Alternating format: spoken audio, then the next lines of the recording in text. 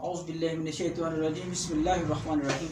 अल्लाहुम्मा सल्लि अला मुहम्मदिन व अला आलि मुहम्मदिन कमा सल्लैता अला इब्राहीम व अला आलि इब्राहीम इन्नका हमीदुम मजीद।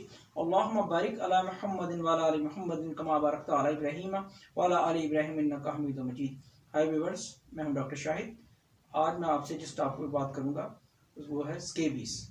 इस टॉपिक को शुरू करने से पहले मेरी आपसे रिक्वेस्ट है कि आप मेरे चैनल अंजुम हेल्थ केयर को सब्सक्राइब करें, लाइक, शेयर और कमेंट्स और बेल के आइकन को दबाना मत भूलिएगा। तो हम आते हैं अपने टॉपिक की तरफ। हमारा आज का टॉपिक है स्केबीज। स्केबीज ये एक मुतादी मर्ज है जो कि एक माइक्रोस्कोपिक ऑर्गेनिज्म या एक माइक्रोस्कोपिक माइट कीड़े की वजह से होता है, जिसको सर्कोपेट्स स्केबियाई कहते हैं। इसकी मादा हमारी जिल्द की ऊपर वाली लेयर में बोरोस या बिल्स बनाकर रहती है और जब ये वहाँ पर अंडे देती हैं और फिर इन अंडों में कुछ दिनों बाद जो लार्वा निकलते हैं तो वो जब हमारी जिल्द पर क्रॉल करते हैं या रेंगते हैं तो हमें इचिंग या खारिश महसूस होती है। Scabies all over the world पाई जाती हैं। फर्ज करें अगर किसी शख्स में स्केबीज माइट का हमला हो जाए तो इसके सिम्टम्स या अलामात आने के लिए 4 से 6 हफ्ते दरकार होते हैं। लेकिन उसी शख्स में अगर स्केबीज माइट का दोबारा हमला हो जाए तो ये विदिन 24 आवर्स इसकी अलामात आना शुरू हो जाती हैं।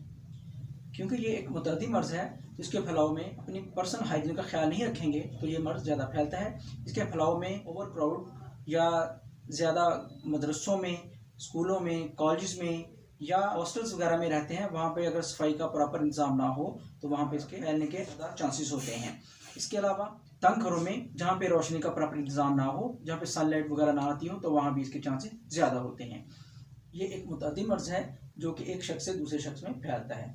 इनकी अलामत में जिस्म पर दाने बनते हैं, जो पानी वाले भी होते हैं, उनमें पीप भी पड़ जाती है और अगर इसकी इन्फेक्शन ज़्यादा हो जाए तो इन फिंसियों में पस भी पड़ सकती है, जो कि बहुत तकलीफ का बाइस बनती है। इंटरडिजिटल एरिया यानी हमारी उंगलियों के दरमियान, ग्राइन, बगलों में और पाँव की उंगलियों में, टांगों में, नेक का रीजन, नाक के इर्द गिर्द, पेट में, छाती पर और छोटे बच्चों में मूमन ये पाँव की तलियों पर और हाथों की हथेलियों पर होता है।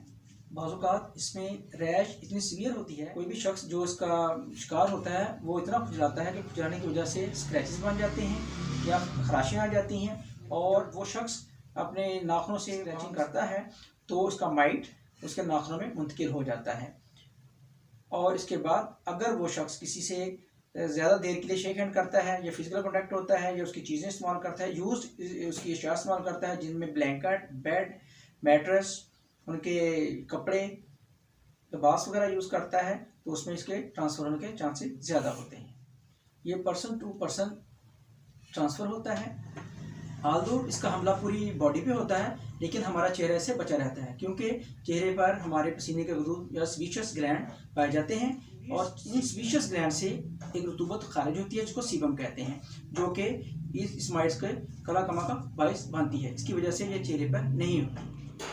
एहतियाती तदाबीर में हमें इन कपड़ों को जो इस दौरान हम इस्तेमाल करते हैं उबलते हुए पानी में धोना चाहिए और जो मैट्रेस, ब्लैंकेट्स, चादरें और जो इस दौरान हम चीज़ें इस्तेमाल करते हैं उनको अच्छी तरीके से धूप लगवानी चाहिए और जो कपड़े हमारे धोने वाले हों अगर हमारे पास टाइम हो तो इनको किसी शॉपर में डालकर 48 घंटे के लिए धूप में रख दें, क्योंकि जो इसका माइट होता है उसको स्किन में सर्वाइव करने के लिए खून की ज़रूरत होती है। जब उसको प्रॉपर 48 घंटे के लिए खून मुयस्सर नहीं होता तो उसकी डेथ हो जाती है।